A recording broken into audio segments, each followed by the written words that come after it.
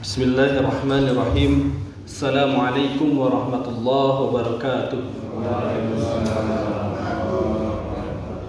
Alhamdulillahi rabbil alamin, wassalatu wassalamu ala asrafil anbiya'i wal mursalin wa ala alihi wa sahbihi wa man da'a bidawatihi wa iltazama bi tariqatihi wa tarassama khutahu wa ja'ala aqidatan islamiyyatan asasan li fikratihi wa miqyasan li a'mali wa masdaran li ahkamihi. Asyhadu an la ilaha illallah wahdahu la syarika lah wa asyhadu anna Muhammadan abduhu wa rasuluhu la nabiyya wa la rasula ba'da, amma ba'd.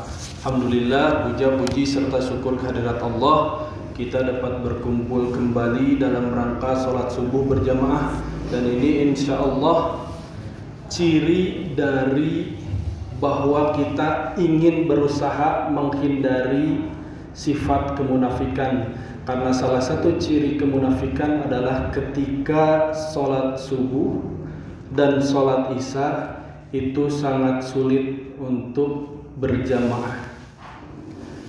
Hadirin jamaah rahimakumullah, tak lupa salawat bertangkaikan salam semoga tercurah limpah kepada junjungan kita, manusia toladan, manusia yang telah Allah sempurnakan nasabnya, fisiknya, ilmunya dan akhlaknya.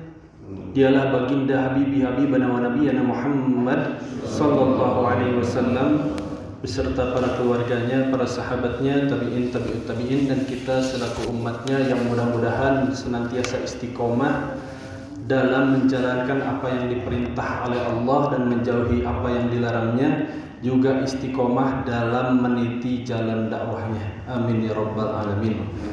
Ibu-ibu, bapak-bapak, kumaha dan amang, alhamdulillah, luar biasa, Allahu Akbar.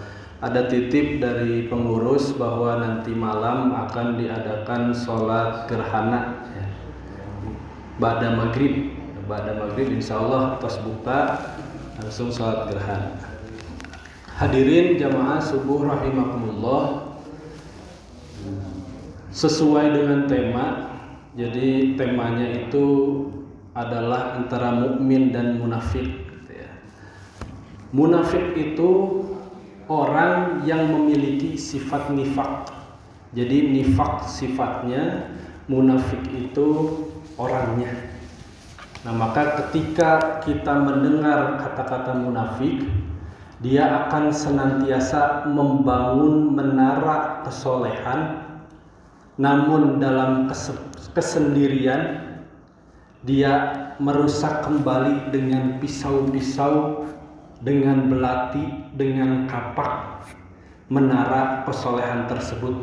Dia sibuk menggunakan jubah kesolehan dalam cuaca tertentu yang menguntungkan baginya, namun ternyata dia akan melepasnya ketika dia melihat kemaksiatan. Dia akan mudah tergoda, mudah sekali untuk melakukan hal-hal yang tidak diridhoi oleh Allah Subhanahu wa taala. Hadirin jamaah subuh rahimakumullah, banyak sekali hadis-hadis yang membicarakan tentang sifat-sifat munafik. Ada ayatul munafiki salasun. Nah, ini ada juga yang 4, arbaun man kunna fihi kana munafiqan khalisan. Di sini disebutkan ada 4 ciri orang-orang yang munafik. Yang mana yang pertama, idza tumina khana. Ketika diberi amanah dia khianat. Ketika misal dititipkeun artos malah sok kirang. Ketika dititipkeun beja malah sok leuwih. Nah, itu ciri jika diberi amanah dia khianat. Kemudian apalagi, wa idza haddasa kadzaba. Ketika dia berbicara dia dusta. Sebelumnya rada frontal, antek-antek asing, tapi setelah jadi dia jadi bagian darinya atau mendukung bagiannya untuk mengamankan seat mungkin. Kemudian apalagi, wa idza ahada ghadara. Ketika ia berjanji ia mengingkari. Sebelum jantan apa gitu ya, dia janjinya wah luar biasa manis, tapi setelah jadi dia ingkari. Pun begitu di kehidupan kita janji, bahkan kadang kita suka kalepasan janji kamurang kali. Ayo nak, nanti dibeliin es krim gitu ya, pami misal nuju nangis-nangisna. Nah, harusnya apa caranya? Disiasati. Kapan-kapan beli es krim. Nah, bisa pakai kapan-kapan beli es krim. Maka jadi tidak bohong. Kemudian apalagi cirinya? Wa idza khasama fajara, ketika berdebat atau mengikuti perlombaan dia senantiasa curang. Nah, ini ciri-ciri yang terdapat dalam hadis Nabi Muhammad SAW. Bahkan sebenarnya orang munafik dan orang mukmin itu sangat mudah dibedakan. Tapi memang kita harus fokus pada diri kita masing-masing. Jangan sampai kita mengecap orang lain munafik, tapi dosa-dosa kita pun atau ciri-ciri nifak yang ada pada diri kita pun dilupakan. Gajah di pelupuk mata tak nampak, semut di seberang lautan nampak. Karena yang namanya orang munafik itu bedanya tipis. Orang mukmin itu sholat, orang munafik juga sholat, tapi di belakangnya ada tulisan ingin dilihat sholat. Ya, makanya dalam Quran surat An-Nisa ada In a'udzubillahi minasyaitonir rajim innal munafiqina yukhadi'una Allaha wa huwa khadi'uhum wa idza qamu ila sholati qamu kusala yura'unan nasu wa la yadhkurunallaha illa qalila. Di situ dijelaskan orang munafik itu ternyata dia merasa bahwa sudah berhasil menipu Allah. Berhasil. Abi mah yang penting kelihatan soleh gitu ya. Kelihatan sholat, kelihatan saum, kelihatan dermawan. Padahal Allah pasti tahu yang ada di hati-hati mereka. Wallahu khadi'uhum. Justru Allah yang menipu mereka, membuat mereka larut dalam sifat kemunafikannya. Kemudian apalagi wa idza qamu ila shalah qamu kusala. Ketika dia mendirikan salat, dia dirikan dengan malas. Yura'unan nas, dia ingin dilihat manusia. Nah, yang tadi orang mukmin dan munafik bedanya, orang mukmin mah salat, orang munafik ingin dilihat salat. Orang mukmin saum, orang munafik ingin dilihat saum. Orang mukmin zakat, orang munafik ingin dilihat zakat. Orang mukmin tahajud, orang munafik ingin dilihat tahajud. Wala yadhkurunallaha illa qalila, dan dia tidak zikir, tidak menyebut-nyebut nama Allah kecuali hanya sedikit saja. Maka ini menjadi perhatian kita, bagaimana kita, apakah kita betah enggak berlama-lama menyebut nama Allah Subhanahu wa ta'ala. Karena orang-orang munafik itu ternyata la yadhkurunallah illa qalila. Bahkan di Al-Baqarah ayat 10 itu fi qulubihim marad fazadahumullahu marad. Di hati-hati mereka itu ada penyakit dan Allah tambahkan penyakit-penyakit itu. Jadi Allah diamkan.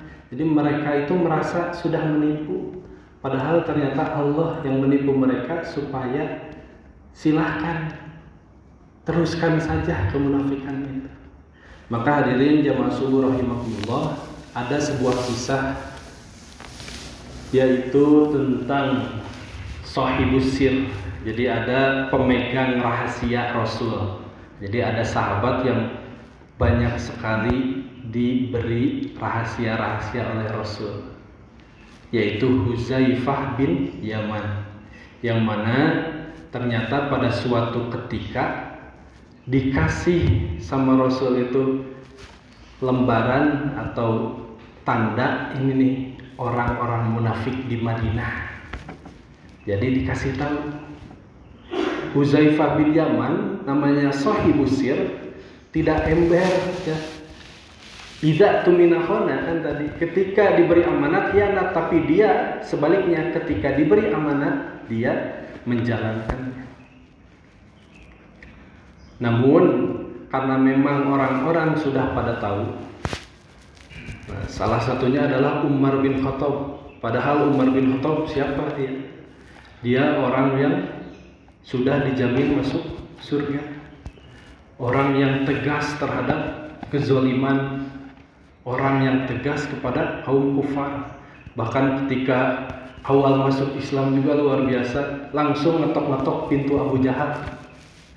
Ku Abu Jahal pada disambut, Umar bin Khattab langsung asyhadu an la ilaha illallah wa asyhadu anna Muhammadar Rasulullah.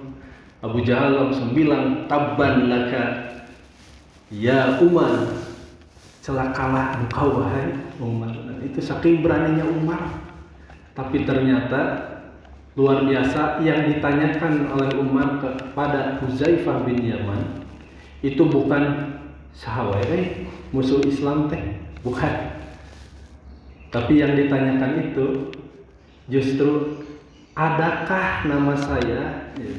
Wallahi, demi Allah wahai Huzaifah bin Yaman, adakah nama saya pada ciri atau pada lembaran-lembaran daftar-daftar orang munafik di Madinah? Pertanyaannya itu kepada Huzaifah. Maka Huzaifah pun menjawab, tidak ada. Tapi tolong setelah ini jangan bertanya lagi. Luar biasa, Umar yang sudah dijamin masuk surga itu bertanyanya fokus pada diri pribadi. Bahkan itu selaras dengan perkataan Imam Hasan Al-Basri, bahwa ternyata orang yang merasa dekat atau orang yang merasa takut dengan kemunafikan, berarti itu justru orang yang aman dari kemunafikan tersebut. Dan orang yang merasa aman dari kemunafikan, berarti dia sedang dekat dengannya. Maka hadirin jamaah subuh rahimahullah, termasuk pula dulu ada kisah asli ini mah, yaitu adalah Masjid Diror. Jadi ada masjid yang memang dibuat untuk hal-hal yang madorah. Walladzina takhadhu masjidan dirara, yaitu orang-orang munafik sengaja membuat masjid untuk melakukan perpecahan umat, untuk membelah umat. Supaya apa? Supaya jauh dari Masjid Quba. Jadi Masjid Quba mah dibangun dalam pondasi ketakwaan, Masjid Diror mah tidak. Bahkan mereka sengaja mengundang ke Rasul, ya Rasul, sok atuh diresmikan gitu ya, salat di sini. Cuman karena memang Rasul itu dibimbing oleh wahyu, in huwa illa wahyu yuha, maka kata Allah, itu masjid diror namanya, walladzina takhadhu masjidan diror, yang mana tujuannya untuk memecah belah umat. Nah, maka dari situ apa? Diperintahkan untuk dirusak. Padahal luar biasa megahnya masjid diror, luar biasa kuatnya pondasinya, tapi dibakar. Nah, maka hadirin jamaah subuh rahimakumullah, mari kita bercermin pada diri kita, bukan bercermin ngaca gitu ya, tapi hati-hati kita. Jangan-jangan khawatirnya sujud kita itu termasuk sujud diror. Jangan-jangan memakainya pakaian takwa kita, perginya ke masjid kita itu pergi diror.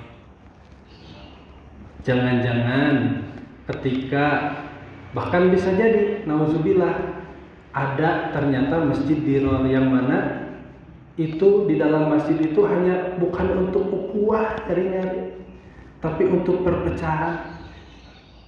Jangan sampai seperti demikian.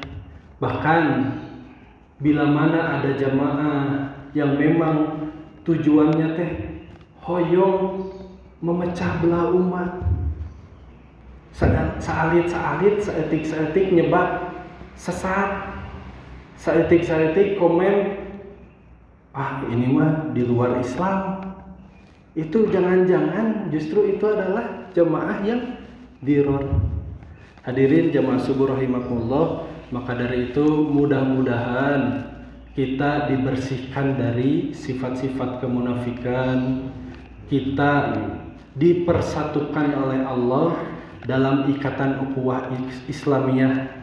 Bahkan kita mudah-mudahan bisa sama-sama menerapkan Islam secara kafah dalam kehidupan sehari-hari, baik dalam hal-hal yang kecil, baik dari bangun tidur sampai tidur lagi, maupun ekonomi, politik, sosial, dan lain sebagainya.